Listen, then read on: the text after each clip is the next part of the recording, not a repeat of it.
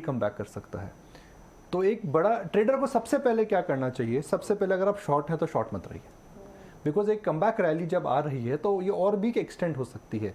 मगर क्या ये लॉन्ग का समय आ गया है? देखिए मैं दोबारा बोलूँगा, शॉर्ट मत करिए, मगर क्या ये लॉन्ग का समय आ गया है? इन दोनों के अंदर काफ़ी फ़र्क है, तो इस पर फोकस करिएगा। मेरे हिसाब से शॉर्ट नहीं रहना चाहिए। मेरा ये मानना है कि इस समय मार्केट के अंदर मंथन हो चुका है, अच्छा मंथन हो चुका है। समुद्र मंथन जब होता है तो हम जानते थे कि अमृत एक समय निकलता है, विष एक साइड निकलता है। तो इस समय मार्केट के अंदर जो मंथन हुआ है उसके अंदर कुछ पार्ट ऑफ द मार्केट इस समय एक वैल्यू जोन में आ रखा है, जहां पर अगर आप medium to long term view रखते हैं तो आपको निवेश करना चाहिए सिलेक्टिवली। आपने कल सुबह यही बात बोली थी। जी हाँ, बिकॉज मार्केट अजय देखिए, मार्केट का बॉटम आउट होता है। मार्केट जब बॉटम आउट होता है, जब भाव सस्ता हो जाता है या न्यूज में परिवर्तन आता है। भाव इस समय शेयरों में सस्ता होने लगा है। इस समय सोना चांदी के भाव पे सिलेक्टिवली मिलने लगा है। कोविड में साहब सोना पीतल के भाव पर मिल रहा था, तो पीतल का भाव नहीं हुआ है। निकुंज, मैं आपसे एक डेटा पॉइंट शेयर करना चाहूंगा और आपकी राय देखना चाहूंगा कि कल शाम को जो बैंक ऑफ अमेरिका का फंड मैनेजर सर्वे आया ग्लोबली, जो कई trillion dollar fund managers manage करते हैं, उनसे वो लोग सर्वे करते हैं, वो ये दिखा रहा है कि कैश लेवल्स फंड मैनेजर्स के, वो डेटा स्क्रीन पे आ जाएगा अभी एक ही मिनट में, वो 9/11 के बराबर कंपेरेबल हो गए हैं। अगर हम डेटा को देखें कैश लेवल, तो इतना एलिवेटेड कैश लेवल, यानी सतर्कता ग्लोबली बहुत बढ़ी हुई है। तो आपकी इस पे क्या राय है? तो अजय एक टिपिकल मार्केट है, देखिए कितना बढ़िया लग रहा है ग्राफिक 9/11 के बाद रिकॉर्ड स्तर पर। तो इसका मतलब क्या है? इसका मतलब ये है कि भाई जब मार्केट टर्न करेगा तो इस समय मार्केट में फंड मैनेजर्स के पास कैश है। जब हिंदुस्तान में फॉरेन इंस्टीट्यूशनल इन्वेस्टर वापस आएगा, एक दिन तो वापस आएगा, ऐसा तो है नहीं कि India is sell and go away completely. जब वो वापस आएगा, ढोल बजा करके वापस आएगा। और हमने इस एविडेंस को देखा था कि एक पैच आया था होली के बाद, जब एफआई इन्वेस्टर्स वापस आ चुके थे। तो वो एक बड़ा एक टर्निंग पॉइंट होगा, जहां डोमेस्टिक खरीदेगा और एफआई माल भरेगा। नहीं, दोनों खरीदेंगे। जब दोनों खरीदेंगे तो सेलर चला जाता है मार्केट के अंदर। तो सेलर अभी गया नहीं है, मगर शॉर्ट सेलर को अभी सतर्क रहना चाहिए। इस मार्केट के अंदर लॉन्ग ना करें, शॉर्ट काट लें। तो निकुंज, शॉर्ट काट लें और लॉन्ग अभी आप फिलहाल कह रहे हैं कि कॉशियस रहना चाहिए, लेकिन हम जिस तरह की लॉन्ग्स या फिर जिस तरह के हमने ट्रेड्स कल मेटल स्पेस में देखे या बहुत सेक्टर स्पेसिफिक जो ट्रेड्स हमने देखे, उस पर हम क्या व्यू बनाएं अब? प्रियंका, मैं भी जब 18 नाउ इंग्लिश में था तो हम एक एग्जांपल यूज कर रहे थे that this is a Jekyll and a hide market. अगर हिंदी में एकदम रूपांतर करें तो एक दिन धूप एक दिन छाया, कभी खुशी कभी गम। ये वैसा मार्केट है। डिफरेंस ये है कि जो केवल अंधकार लग रहा था, मुझे लग रहा है कि वहां पर अब थोड़ा सा अब प्रकाश दिखने लगा है। अब मेटल की जो बात है कि बहुत ही इंटरेस्टिंग बात है। चाइना बंद है, सबको पता है। तो चाइना बंद है तो इन्फ्लेशन को तो सहारा मिलना चाहिए। क्रूड का कंजम्पशन कम है, एनर्जी का कंजम्पशन कम है। अगर चाइना खुल रहा है तो मेटल की डिमांड वापस आएगी। तो मार्केट मुझे लग रहा है कि इस समय depending on the price action वो शायद डेटा कनेक्ट कर रहा है। अब सही बोल रहे हैं कि चाइना खुलेगा तो मेटल की डिमांड आएगी, मगर जब मेटल की डिमांड आएगी क्रूड की डिमांड भी आएगी, क्रूड की डिमांड भी आएगी तो इन्फ्लेशन भी बढ़ेगी। तो अगर चाइना ओपनिंग अप से क्या इन्फ्लेशन वापस आ सकती है तो बैड न्यूज़ है, मगर चाइना से क्या मेटल प्राइसेस वापस आएंगे? जरूर आएंगे।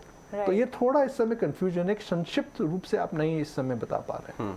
एक्चुअली सोमवार को अपने जो कॉन्वर्सेशन स्टार्ट की थी इसी से की थी ना, 4 दिन की चांदनियां, पता ही नहीं चल पा रहा कि चांदनी कितनी लंबी चलेगी। नहीं, इतना खराब नहीं है। देखिए प्रियंका, हम एक बात, मई पूरा जो अप्रैल है और अर्ली पार्ट ऑफ मई था, उसमें मार्केट को धक्का लगा है और जबरदस्त झटका लगा है। मुझे लगता है वो जोर का झटका लग चुका है। इस प्रकार का फॉल अब मार्केट को यहाँ से धराशायी होने के लिए ऐसा कुछ नया ट्रिगर चाहिए या ऐसा कुछ चाहिए जो इस समय सिस्टम में नहीं है। जैसे जनवरी महीने में युद्ध नहीं पता था, जनवरी में किसी को नहीं पता था कि इस समय बहुत ज़्यादा क्रूड में तेजी आएगी या इन्फ्लेशन को कंसर्न्स आएगी। तो जितने भी टर्न ऑफ इवेंट्स हैं वो नए हुए हैं। तो इस समय मार्केट को फ्री फॉल या एकदम दोबारा झटका लगने के लिए कुछ नया डेवलपमेंट, कुछ अनहोनी होनी चाहिए। भगवान ना करे वो हो। निकुंज, एक क्वेश्चन कल एलआईसी को लेकर भी है, और कल जिस तरह का उसकी लिस्टिंग हुई तो ये यूफोरिया सारा ठंडा हो गया कि अब ठीक है, अब बिल्कुल सही प्राइस। यूफोरिया तो था नहीं डिब्बी। LIC को लेकर के यूफोरिया था ही नहीं। अब इसलिए आप बोलेंगे यूफोरिया नहीं था बिकॉज कोई इंस्टीट्यूशनल पार्टिसिपेशन नहीं था, कोई बहुत बड़ी सब्सक्रिप्शन इशू नंबर्स नहीं आए थे। रिटेल और HNI इन्वेस्टर्स को अगर आप हटा दें तो क्वालिफाइड इंस्टीट्यूशनल इन्वेस्टर्स और QIP इन्वेस्टर्स ने कोई बहुत बड़ा इसमें योगदान नहीं दिया था। प्रश्न ये उठता है कि भाई क्यों नहीं आए थे वो? ऐसा नहीं है कि डोमेस्टिक इंस्टीट्यूशनल इन्वेस्टर्स के बाद कैश नहीं है, ऐसा नहीं है कि डोमेस्टिक इंस्टीट्यूशनल इन्वेस्टर्स इस समय रिडेम्पशंस फेस कर रहे हैं, तो ऐसा क्यों हुआ?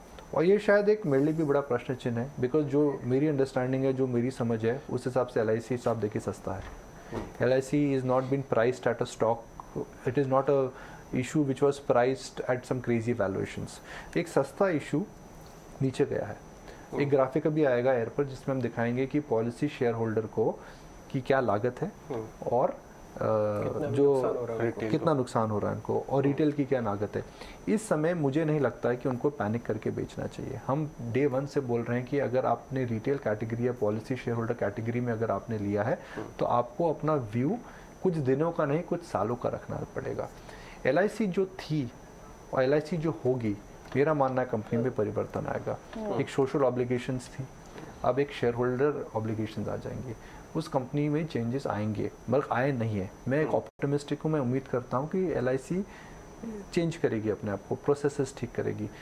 तो गिरावट मुझे कम दिखती है बिकॉज सस्ता है और जो चाल है फंडामेंटल चाल आने में भी समय है, तो आपको भाई पेशेंस रखनी पड़ेगी। अब LIC की पॉलिसी सालों साल रखते हैं तो शेयर भी रख सकते हैं बिकॉज मुझे उम्मीद पे दुनिया कायम है। मगर मुझे उम्मीद इसलिए मैं इसलिए उम्मीद में बैठा हूँ बिकॉज इस कंपनी में अगर टर्न अराउंड आएगा तो एक बहुत बड़ा टर्न अराउंड होगा, और इस कंपनी के अंदर जो इनके पास जो इन्वेस्टमेंट्स हैं, इनके पास जो नेटवर्क है, इनके पास जो ब्रांचेज हैं, उसका मुकाबला ही नहीं है जी। तो जब हाथी दौड़ने लगेगा तब सोचिए क्या हो सकता है। वैसे उनकी कमेंट्री कल, वैसे मार्क कुमार से जब हमने बातचीत की, उनकी कमेंट्री एक बहुत ज़्यादा एफिशिएंसी बढ़ाएंगे, डिजिटल प्लेटफॉर्म पे ज़्यादा रेवेन्यू करने की कोशिश करेंगे। वो ऑलरेडी थोड़े मार्केट कॉन्शियस हैं क्योंकि जैसे आपने बताया काफ़ी फोर्सेस, मार्केट फोर्सेस। जब पब्लिक मार्केट में आ जाता है ना, कॉन्शियसनेस बढ़ जाती है। इसका सबसे अच्छा उदाहरण है कंज्यूमर टेक। एक जितनी भी कंज्यूमर टेक कंपनीज हैं उनके अंदर एक पासिंग द पार्सल चल रहा था कि आपने भी गेम खेला, उन्हें भी खेला क्या?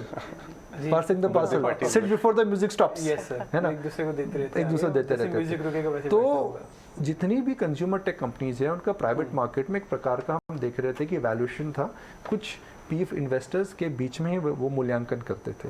मगर जब वो पब्लिक हुए सबके सब स्टॉक्स नीचे हो गए। ऐसा बिकॉज कंज्यूमर पब्लिक मार्केट की डिमांड्स, सिनारियो, सेंटिमेंट और ऑपरेटिंग फैक्टर्स डिफरेंट है। LIC पब्लिक डोमेन में नहीं था, अब स्क्रूटनी होगी, अब सवाल जाने जाएंगे, अब उनसे प्रश्न चिन्ह पूछा जाएगा, अब उनसे पूछा जाएगा जी आपने यूनिट होल्डर, पॉलिसी होल्डर्स के लिए अच्छा काम कर रहे हैं, शेयर होल्डर्स के लिए कब कर रहे हैं। तो मैं उम्मीद कर रहा हूँ कि LIC के अंदर टर्न अराउंड आएगा, मगर टर्न अराउंड ऐसा नहीं है कि आप सुबह उठेंगे और आपके सामने कोई टर्न अराउंड मिलेगा। समय दीजिए इस लेवल पर। The reason why am saying समय दीजिए is because margin of safety of price is with you. Nikunj, आप एक और सब्जेक्ट पे आपसे सवाल पूछते हैं। आपने IPOs की बात की और सस्ते की बात की। आज एक ऐसी कंपनी का IPO खुल रहा है जिसका हम लोग ने जब प्रोडक्ट प्रोफाइल देखा, अभिषेक और हम ग्राफिक्स बना रहे थे, 7-7 लाख रुपए की घड़ियां बेचते हैं। आप कुछ, मुझे याद है कुछ साल पहले आप लग्जरी वॉचेस ट्रैक करते थे, तो इस पे कोई राय है आपकी? एक डेट एक लिखिए जी, कुछ है पेन पेपर? हाँ है ना, बताइए। हाँ लिखिए जरा। क्या? 30 जून मेरा जन्मदिन है। लेकिन देखिए, मैं आपसे ये राय मांग रहा था कि लग्जरी चीजों की जो सेल्स है देश में, बहुत नीश मार्केट है जय, बहुत ही नीश मार्केट है, बहुत ही छोटा मार्केट है।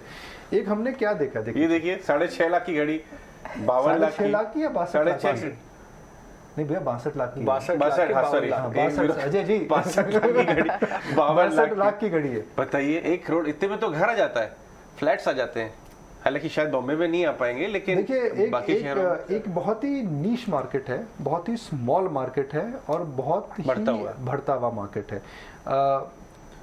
एक बात अच्छी है कि Indians are now splurging. बिल्कुल Indians are now traveling.